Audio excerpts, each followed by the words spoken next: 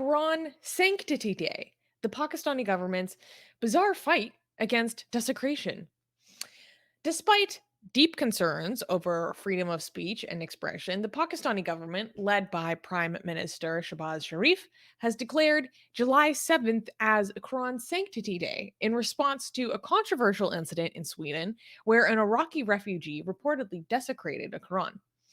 This act, which occurred in Stockholm, has been characterized by some as an exercise in free expression, while others perceive it as a deeply offensive act of sacrilege. Nationwide rallies were held on this day to protest against the event, calling upon calling upon all citizens and political entities to exhibit unity against such disrespectful actions. Simultaneously, the Pakistani Parliament voiced its dismay and aims to pass a resolution denouncing the Quran burning. Internationally, the Pakistani ambassador in Geneva, in coordination with the Organization of Islamic Cooperation, or OIC, successfully initiated an urgent discussion at the UN Human Rights Council about the alarming rise of religious hatred as exemplified by the Quran desecration. The OIC emphasizes freedom of speech but seeks preventative action against such disrespectful acts and the creation of legal deterrents. Well, the reactions reflect the profound significance of the Quran and the Islamic faith.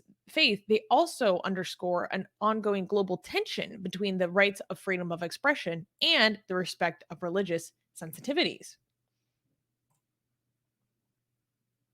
The Council of what rights exactly?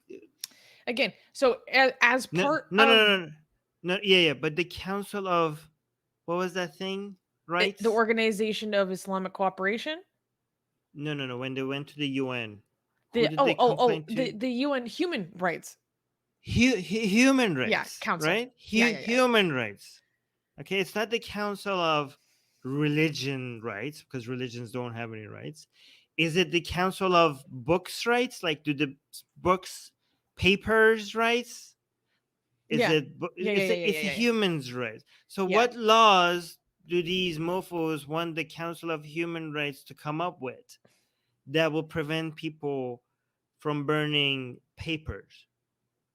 I don't understand. What human is being protected here exactly? It's the Okay. human rights. Yeah. I'm assuming that they're going to be talking about offense and the hurt. I mean, Armin, I don't have religious sentiments, so my religious sentiments can't get hurt. But if our experiences with some legal issues in India is any indication, apparently there are more than enough religious sentiments around the world that can be very deeply hurt. Well, I mean, But this, I think I don't. Here's the thing: I might be a human, but I don't have that thing in my body. I don't have that thing that you can hurt within my body. So it's not. I don't have that human right. if we're talking about people getting emotionally hurt by certain actions, have Uh you oh. read this book? Have you read Oh. the Quran? Okay? Mm. Because if you want to play this game, then we should be allowed to play the same game. It's only fair. If burning the Quran is bad because it hurts your feelings and you want to ban it, then guess what? The Quran hurts my feelings. I've read it. It's not very nice, especially about people like me. Okay? Yeah. It Yeah. Yeah. Yeah. has many verses. Oh, look, as soon as this book is so obsessed with Mm. unbelievers, which is kafirun, which I just like randomly right now. You guys saw, right? I just randomly opened and I just glanced at the page and I saw me being mentioned. Look at this. Kafirun, can you see? Let's zoom That's in properly. me. Yeah. Zoom. Oh, here. Yeah. See? I Yeah. just like it. This is how obsessed this book is about demonizing unbelievers. I just randomly opened it and I glanced at the page and I saw myself and you and the rest of the people in the live chat being mentioned. This book is obsessed with talking about how evil we are. I feel famous. So So talk about like being offensive to a group of people. Okay, well, Council of Human Rights of UN. If you want to introduce any standards banning any hurt feelings, then this entire book needs to be banned. This book needs to be banned, and also the Bible and the Torah and the Gita and also the Vedas and all of them. Yeah. I don't know. Like, Do we do we really want to want to play get this this game? party started? Let's get this party started. Yeah, because you guys will not survive. None of your texts will survive. Yeah. So, when we first wrote this news for our website, that was just when the Quran Sanctity Day was announced, and then since then, the first annual Quran Sanctity Day actually was, held, and there were huge rallies across Pakistan. I went to go look for some photos, but in my opinion, they're like not that interesting. I mean, it's just like another crowd of people yelling over the Quran. We've seen it a million times. But they did have a lot of signs saying that they were going to boycott Sweden. They did have a lot of signs saying that Quran desecration equals terrorism, which was a new one for me. And also, I low key felt like that was incredibly disrespectful considering like like recently Pakistan had one of their worst terrorist attacks in like 10 years. Remember when the Taliban took out that police force in a mosque? In a That's a good mosque point. in the police station, it killed like over 100 people in Peshawar, I think. I'm like, can you really tell me that taking my own property and ripping a page out of it is the same thing as what these Muslims did to these other Muslims? In a mosque? In a holy site? You're I mean, if you're uncomfortable calling out the actions of other Muslims, how about I mean, to this extent, okay, because I know they called it out, to be fair, okay, but to not as strongly as this, right? What about China? What about China's actions against like 1 million? We have never had concentration camps this big for a while. Pakistan, how strong is the stance of Pakistan against the Chinese human rights violations against Muslims? Not only they don't stand against it, they like they openly say issue that it's because of money. They openly say that it's because of money. they're like, well, they're nice to us. That's We can't say rough. anything. See, this is the reason why they can do this to Europe, but they can't do this to China. Okay, because You have a Pakistan makes a lot point. of money from Europe as well. But they know that when they go to Europe and be like, yeah, you can't burn our Quran, Europe is going to be like, okay, we'll take a look at it. But if they go to China, I'm like, hey, can you please not put 1 million Muslims in concentration camps just because they happen to be Muslim? And China is grow like, what did you beards. say? I might China throw will be you like, in the what did you camp. And say? they're like, never Yeah, mind. like, never mind, carry on, carry on. We'll go defend pieces of paper instead of actual Muslim lives. Because because it's easier to talk tough to European countries which have standards. Okay, so they Mhm. actually listen to our, like, they're pussies. So it's easier for us to bully them around when it comes to. But you guys, you go ahead and violate human rights, and we can't say Yeah. anything to you. Yeah. Wait, Armin, pull It's up the article. Wait, no, I have it right here. Because yeah. can you scroll down? D provided some pretty good comments. Our lovely editor D Boudreau here in the live chat also. So here was someone reacting to it on Twitter saying hashtag Pakistan is a weird country where Islamic jihadis like bin Laden commands even more respect than the Nobel Prize winner scientist Abdus Salam because he was Ahmadi, not a non-Muslim according to the Pakistani constitution. I often say Pakistan is not a country, it is an ideology that is now destroying the world. Well, I wouldn't agree with that second statement. No, Pakistan is a country, Yeah. okay, but is being destroyed by Islamic By ideology. ideology. Yeah. Yes, yes.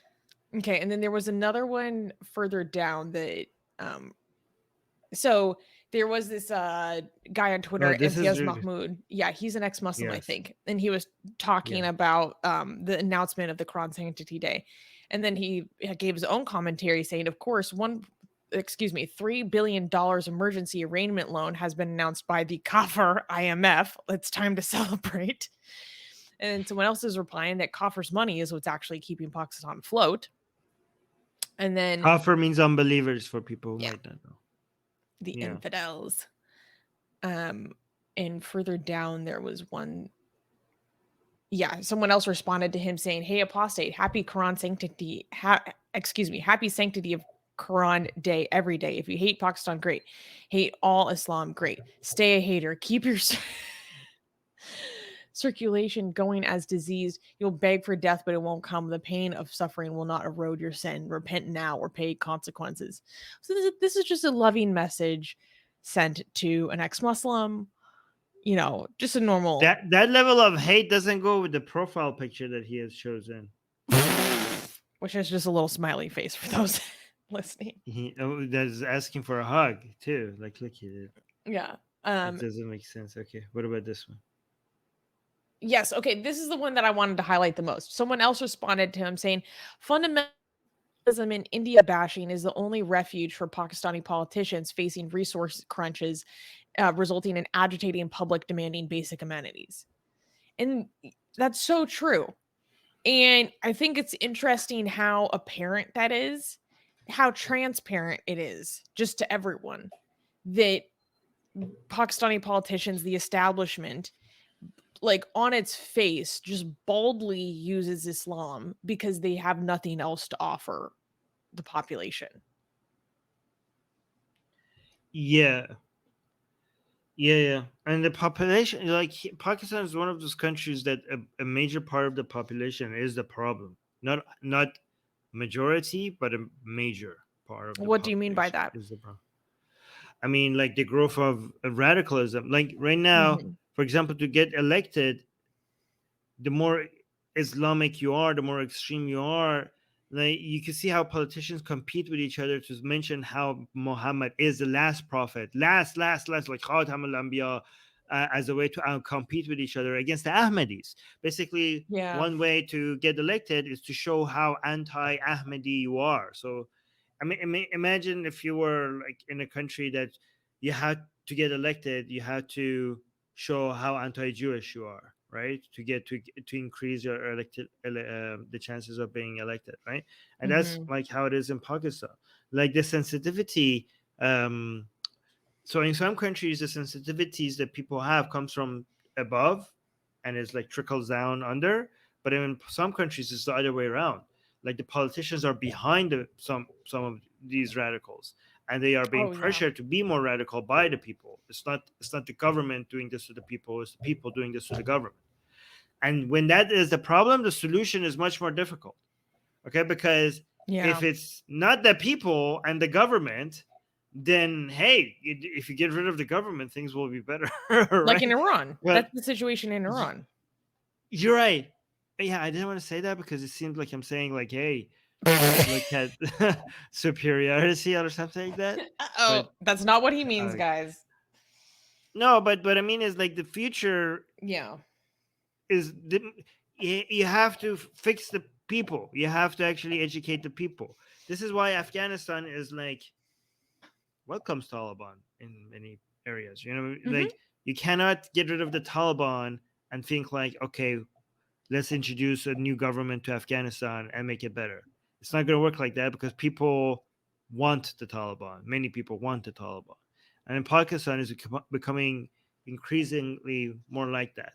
Radicalism is growing. So when you have religion and you have poverty mixed together, it's just like the best way to grow radicalism.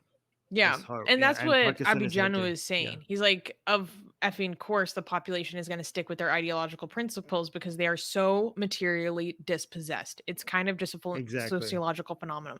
Exactly. And we talk about this all the time because it's important to keep this in mind so that we do not demonize people who are in these situations and also think that they are so dissimilar from us Because if we were in No. a sociological experience like this, the likelihood that we would also be like this is very high. Right. And that also means that there's a possibility for people and populations to change. And so I don't want anyone to think that these attitudes are inherent to any of these individuals. Yeah, I mean, like for example, even a lot of people think it's Islam that is naturally more violent than Christianity. I think it's more about religion mixed with poverty. Like if you look at um, during the golden ages in the Middle East and North Africa, um, they were more civil than Europe because Europe was economically behind. So it was. I'm not saying religion doesn't have a role. Religion plays a major role, but it's a mix of religion and less economic prosperity together that just is breeds radicalism. And Pakistan is getting all of that combined, right? It has the worst version of Islamic ideology mixed with now growing um, economic, you know, uh, poverty and no, and there's no end in sight. Like if you look at what Pakistan's future is looking right now, it's only going to get worse. It seems like it's only going to get worse, and I just don't know. And this is why Pakistan, a lot of people are worried that Pakistan is going to become a failed state. This is not an exaggeration. It is looking like it might become a failed state, which I hope that doesn't happen because that's dangerous for the whole world. And again, these are look at the way that these people are trying to solve this. The fact that the politicians are focusing on this, it shows that the demand in the people is huge. Like the people want this. The people want their politicians in Pakistan to go out and defend Islam right now in a country It's that how they feel requires so much. strong. It's how they feel Yeah, exactly. strong despite everything. It's like we have all this Mm. going on, like a third of our country was underwater like less than 2 years ago. But if we can beat our chests and make people apologize for stuff like this, then we can feel like we're still strong. Right, exactly. You have some comments highlighted. Do you want to read those? And we Yeah. also got Well, two super first of chats. all, Oh no, most one super important chat. comment, Alrez is saying Armin is super handsome. Thank you. So we just need to And Watcher, who Thank is you. watching us from Sweden, is actually giving us some updates on how things are going down in Sweden, okay? Because we had that Quran burning incident. And I love these reports. We have on the street reports. Watcher is saying there were 3 to 4,000 people who demonstrated against the burnings in central Stockholm just today. Damn. And Mm. he also said that we've had one guy who filed a request to burn the Quran again recently, and another person who wanted to burn the Old Testament outside the Israeli embassy. Well, to be consistent, Wow. I hope they're allowed to do those things. Yes, They I should hope be so allowed to too. do those things. Um, And also, Darko is using our emojis, which unfortunately do not show up on StreamYard. But guys, this is a reminder that if you become an Atheist Republic member here on YouTube by hitting the join button that should be like below the video somewhere over here, you get access to our exclusive Atheist Republic emojis, which include emojis of me, Susie, licking the Quran. So maybe you do not want to blaspheme the Quran yourself. That's fine. Take it upon yourself to just use an emoji of me doing it for you. You're welcome. It's a cute one. I wish you could. I wish you could see it here on stream because it's a really cute one. Yeah. It's Susanna licking the Quran. Um, and Erkin from Turkey, thank you, Erkin, gave us a super chat saying, when we're talking about these books and then having human rights, quote unquote, he's saying, hey, the thing is, those books are, quote unquote, privileged by their point of view. Exactly. Yeah. I would really wish people were doing this in other European countries because I think Sweden is taking too much of the heat right now. And I think like where are the people in other European countries? Because I want these other Islamic countries who are threatening um, Sweden to realize that if they want to do that, they have to do that with other European countries as well. They did that with France a few years ago. France Yeah, came but out like they hard, and then there was a huge backlash against it. We see this happen with other countries. It's just with the NATO situation that Sweden is taking such a hit. yeah, but people need to distract the situation away from Sweden because Mhm. and share the heat across Europe, I think. Mhm. So because Sweden needs some support right now. Yeah, Watcher is also saying, and some 53% of Swedes want Quran burnings to be banned at this point. 53%. Damn. Wow. I mean, I I'm bet glad a you guys lot have of a that, I mean, I constitution. don't know, this is speculation, but I bet a lot of that is people just tired of the drama.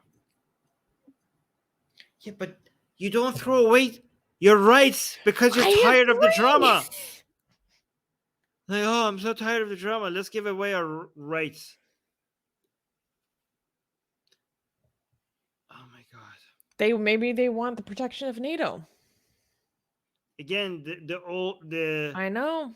same old tradition trade-off between Security versus liberty. security and liberté, sécurité, liberté. Yeah. Is this how we speak French? Let me just tell you something. It's not about the Quran when it comes to Turkey. Okay?